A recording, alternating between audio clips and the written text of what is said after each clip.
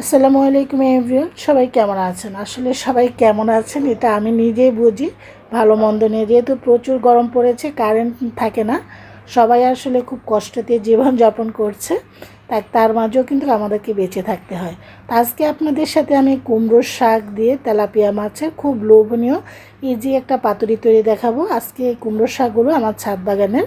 আমি এখানে কয়েক পিস তেলাপিয়া মাছ নিয়েছি, আপনারা যে কোনো ধরনের মাছই নিতে পারেন। তবে আজকের এই পাতুরিটা একটু ভিন্নভাবে রান্না করে দেখাবো। এখানে আমি নিয়েছিল কুমড়োর শাক, একেবারে টাটকা। আমার ছাদ বাগানে দুটো গাছ উঠেছে নিজে নিজে, সেখান থেকে কিছু শাক হয়েছে, এগুলো নিয়ে এসেছি।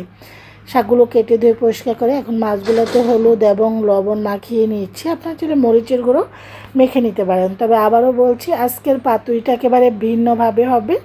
সেরকম আমরা অন্যান্য পাতুরি যেরকম করি ঠিক সেরকমভাবে হবে না। এখানেও একটা মশলা তৈরি করে নিয়েছি। এখানে দেড় চামচ মরিচের গুঁড়ো, 1 চামচ হলুদের গুঁড়ো, স্বাদ অনুযায়ী লবণ, 1 চামচ, প্রায় 1.5 চামচের মতন এখানে আমি দিয়েছি পেঁয়াজ এবং রসুন বাটা। পেঁয়াজ আমি কুচানো ইউজ করে একটু পানি দিয়ে মশলাটা গুলিয়ে নিচ্ছি। আপনার চাইলে এখানে সরিষা বাটা দিতে পারেন, কারেন্ট ছিল না বিধে আমি পেঁয়াজটা বেটে দিতে পারিনি বা সরিষাটাও দিতে পারিনি। এইভাবেও কিন্তু আপনারা খুব সহজভাবে পাতুরি খেতে পারেন। আমার হঠাৎ করে কেন জানি এই কচি পাতা দিয়ে পাতুরি খেতে খুব ইচ্ছে করলো, কি আর করা, কারেন্টও ছিল না। তো এখন আমি ফ্রাইং প্যানে তেল দিয়ে প্রথমে মাছগুলো ভেজে নিব। আমি কাঁচা মাছ রান্না করব না, মাছগুলোকে হালকা করে একটু ফ্রাই করে নিব, এতে করে এটার টেস্টটা ভালো আসবে। তবে পাতুরি যেহেতু রান্না করা হয়, এটা কিন্তু কাঁচা মাছ দিয়ে রান্না করা হয়। তো আমি আবারও বলছি, আমি একটু ভিন্ন আঙ্গিকে রান্না করে দেখাচ্ছি। মাছগুলো একটু উল্টিয়ে নিয়েছি, মাছটা নিচ সাইডটা সুন্দর একটা কালার অলরেডি চলে এসেছে। তো এভাবে করে উল্টিয়ে নিয়ে মাছগুলোকে অপর সাইডটা এভাবে করে ভেজে তারপরে উঠিয়ে নেব।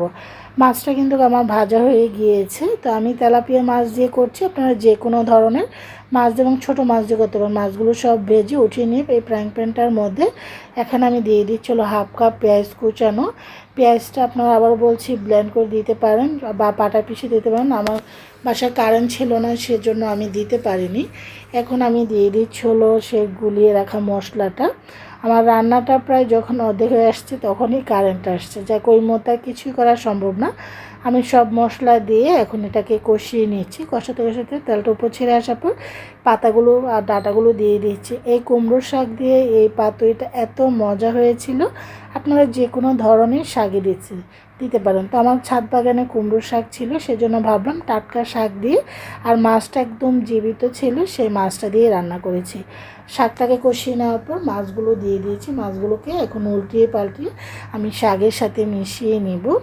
খেতে এত মজা হয়েছে। একটু ঝাল করেছি, হঠাৎ করে কেন যেন একটু ঝাল খেতে বা পাতুরি খেতে ইচ্ছে করলো, কারেন্টও ছিল না, কি আর করা, যাক ঝটপট খুব সহজ উপায়ে একেবারে সিম্পল সাদামাটা একটা পাতুরি রান্না করে দেখাচ্ছি।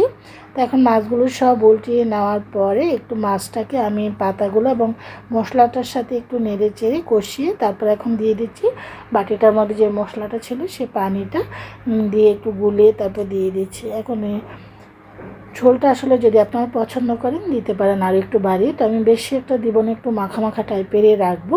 এখন নেড়ে চেড়ে দিয়ে এখন দিয়ে দিচ্ছি 5-6টি কাঁচামরিচ। এটা হচ্ছে সুন্দর একটা ফ্লেভার বেরোবে, এটা কোনো ঝাল বেরোবে না। আপনি যদি ঝালটা বেশি চান আপনার কাঁচামরিচ বেটেও দিতে পারেন। আমি প্রথম অবস্থা কাঁচামরিচগুলোকে মিডলে ফালি করে দিয়ে একটু বিলেতি ধনেপাতা দিচ্ছি, ছাদ বাগান থেকে এনে দিয়ে। আমার কিন্তু কুমড়ো শাক দিয়ে তেলাপিয়া মাছের পাতুরিটা হয়ে গিয়েছে। নেড়ে চেড়ে এখন চুলাটা অফ করে আমি ঢাকনা দিয়ে ঢেকে চলে যাব সার্ভ করার জন্য।